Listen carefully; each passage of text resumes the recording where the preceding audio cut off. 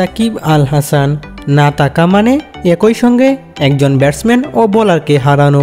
টি-20 থেকে এই অলরাউন্ডারের অবসরের পর প্রথমবার এই সংস্করণে খেলতে নামছে বাংলাদেশ। ভারতের বিপক্ষে একাদশ সাজাতে তাই ভাবতে হচ্ছে দলকে।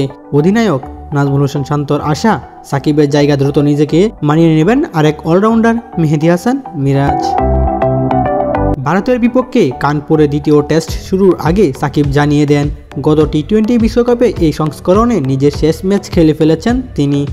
দেশের মাঠে দক্ষিণ আফ্রিকার বিপক্ষে টেস্ট সিরিজ দিয়ে বিদায় বলতে চান সাদা পোশাকের ক্রিকেটকেও। সাকিব অপশন নেওয়ার বিকল্প হিসাবে 14 মাস পর টি-20 দলে ফেরানো হচ্ছে অফ স্পিনিং অলরাউন্ডার মিরাজকে। 3 ম্যাচ সিরিজের প্রথম টি-20তে গোয়ালিয়রে রবিবার ভারতের বিপক্ষে মুখোমুখি হবে বাংলাদেশ। গোয়ালিয়রে শুক্রবার সংবাদ সম্মেলনে সাকিবের অভাব পূরণে মিরাজকে নিয়ে আশাবাদ ব্যক্ত করেন শান্ত। সাকিব ভাইয়ের কথাটা বললে, এতদিন ধরে তিনি আমাদের দলের সঙ্গে ছিলেন, তার জায়গা পূরণ করতে স্বাভাবিকভাবেই কিছুটা সময় লাগবে। এটি বড় সমস্যা বলবো না, তবে তাকে ছাড়া একাদশ সাজাতে কিছুটা অসুবিধা হবে। তিনি ব্যাটিং ও বোলিং দুই দিক থেকেই ভালো কম্বিনেশন দিতেন।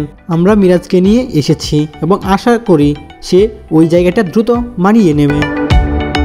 নাজমুল হক সুয়েম, ডেইলি স্পোর্টস আপডেট।